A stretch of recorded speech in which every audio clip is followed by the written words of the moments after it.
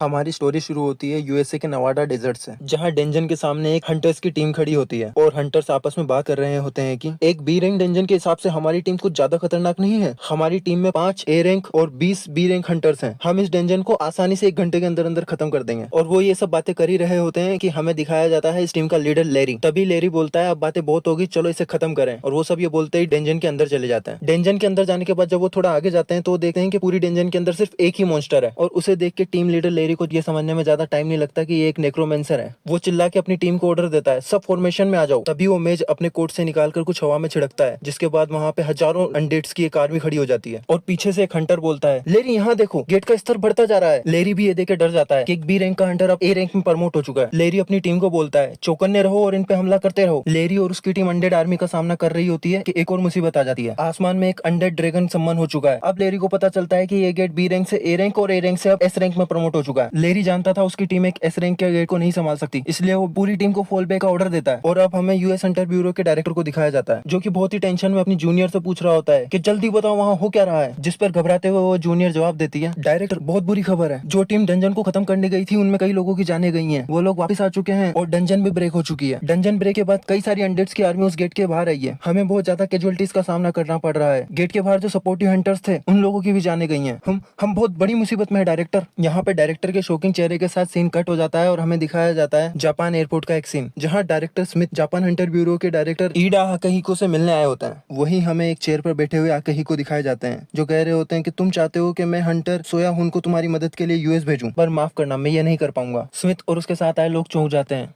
Director Smith बोलते हैं हम बहुत बड़ी मुसीबत में हैं। मैं सारे प्रोटोकॉल्स को साइड में रखकर परमिशन और वीजा को नेगलेक्ट करके जितना जल्दी हो सके यहाँ आया। अब अपनी और अपनी कंट्री की प्राइड को साइड में रखे तुमसे मदद मांगने आया हूँ, सिर्फ इसलिए क्योंकि हमारे लोगों की जाने जा रही हैं और तुम हमारी बात सुने बिना ही हमें मना कर रहे हो। इस पे आकही को एरोगेंटली बोलता है मुझे अच्छे से पता है मैं क्या बोल रहा हूँ। और यह बोलते ही वो स्मिथ के सामने एक पेपर रख देता है। उस पेपर को देख कर स्मिथ बोलता है यह तो जापान यूएस डेंजन एग्रीमेंट है, तुम यह दिखाकर क्या साबित करना चाहते हो? इस एग्रीमेंट पे तो 3 महीने पहले ही साइन हो चुके हैं। तभी आकही को बोलता है हाँ मुझे पता है इस पे 3 महीने पहले ही साइन हो चुके हैं, लेकिन तुम स्मिथ तुम वो इंसान हो जिसने पैसे के नशे में चूर होकर इस एग्रीमेंट को पूरी तरह से वन साइडेड कर दिया और इस एग्रीमेंट से होने वाले जापान के लगभग सारे बेनिफिट्स को तुमने इसमें से हटा दिया। और आज जब तुम मुसीबत में हो तो तुम्हें लगता है हम तुम्हारी मदद करेंगे। तो अब स्मिथ कहने सुनने को कुछ नहीं बचा है। यह बोलकर आकही को अपनी कुर्सी से उठता है और बाहर की ओर जाने लगता है। स्मिथ आकही को से कुछ बोलना लगता है, तभी ये सीन कट हो जाता है और हमें यूएस आर्मी का टेम्परेरी कैंप दिखाया जाता है, जहाँ पे हमें कोई बताता है कि अनडेड आर्मी ने वेगस सिटी को पूरी तरह से खत्म कर दिया है और उस सिटी में रहने वाले सभी लोगों को भी अनडेड में बना दिया है,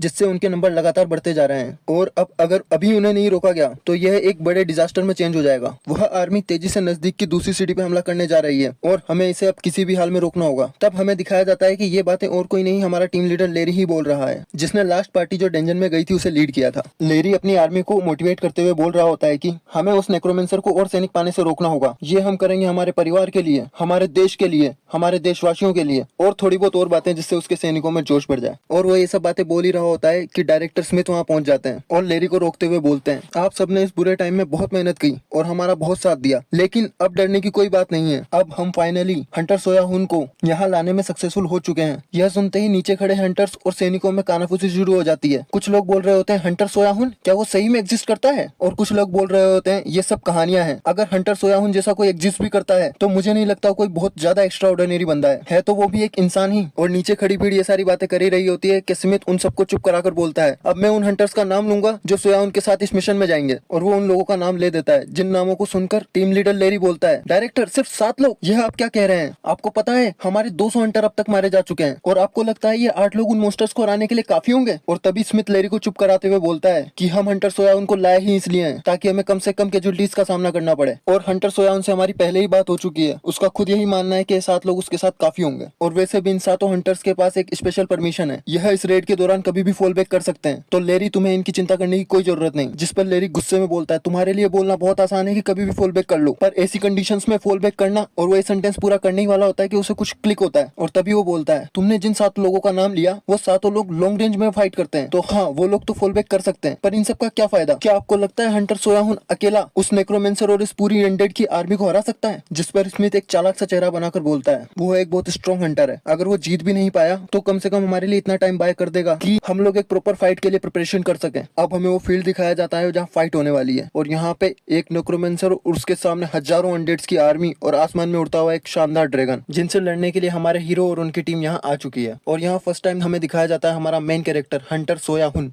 जिसे देखकर वो टीम बोल रही होती है। तो यही है वो आदमी जिसके बारे में इतनी कहानियां मशहूर हैं। अब हमारा मेन कैरेक्टर अपनी टीम के पास जाता है और उन्हें ग्रीट करते हुए बड़े ही पोलाइट तरीके से बोलता है, तो तुम ही हो सपोर्ट टीम, तुम सबसे मिलकर अच्छा लगा, तुम लोग कोशिश करना कि हमला थोड़ा दूर से करो और बाकी सब मैं संभाल लूंगा। वो टीम उस आर्मी को देखकर डरी हुई थी और हीरो की तरफ देखकर बोलती है, तुम जैसे बोलोगे हम वैसे ही करेंगे। हमारा हीरो पीछे पलट के उन्हें एक कूल सा लुक देता है और पहाड़ से नीचे कूद के एक शानदार सुपर हीरो लैंडिंग करता है। अब सोया अनडेड आर्मी के आमने सामने आ चुका है और आसमान से स्केलेटन ड्रैगन सोया पे एक खतरनाक सी बीम छोड़ता है और सोया उस बीम को रोकने के लिए होली शील्ड सम्मन करता है, जिससे उसके आसपास एक बैरियर बन जाता है और वो बीम आकर उस बैरियर से टकराती है। शील्ड पूरी तरह से उस बीम की पावर को रोकने में सक्षम थी, पर उस बीम की एनर्जी इतनी ज्यादा थी कि उस बैरियर के आसपास की सारी मिट्टी पिघलने लगी और इस तरह की पावर को देख के बाकी सारे हंटर भी डर जाते हैं। और इसके बाद हमारा एमसी एक और स्किल एक्टिवेट करता है जिसका नाम है होली आर्मर। और इसके बाद हम देखते हैं कि सोया का पूरा आर्मर पूरी तरह से ग्लो करने लगता है, जो कि दिखने में भी बहुत कूल लग रहा होता है। और साथ ही वो एक और स्किल एक्टिवेट करता है जिससे उसके हार्ट में होली एनर्जी बढ़ने लगती है और वो कई सारे अंडेट्स को मारने लगता है और वो सारे अंडेट्स भी मारो मारो कहते हुए सोया की तरफ बढ़ने लगते हैं। उसके बाद वो सारी अंडेट्स की आर्मी सोया को पूरी तरह से घेर लेती है और उसके आसपास इकट्ठी हो जाती है। और यही इन बाकी 6 हंटर्स के हेड को समझ में आ जाता है उसे क्या करना है। वो उन सारे हंटर्स को बोलता है, सभी के सभी अभी सोया की तरफ जितनी ताकत से हो सके उतनी ताकत से अटैक करो। और वो सब अपने अटैक चार्ज करके पूरी ताकत से सोया की तरफ शूट कर देते हैं,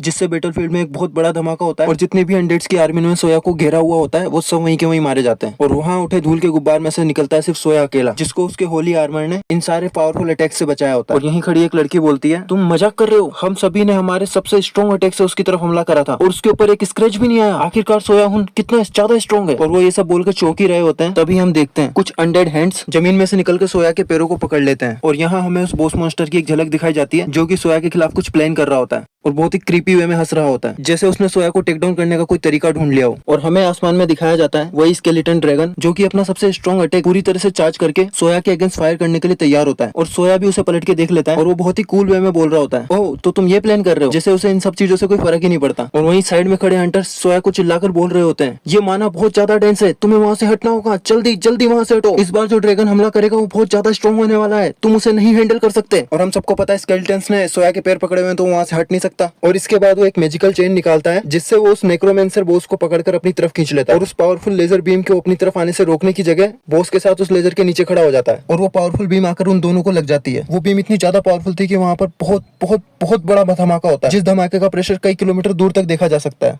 सोया के साथ आए सभी हंटर्स पूरी तरह से चौंक जाते हैं और उन सबके मुंह खुले के खुले रह जाते हैं।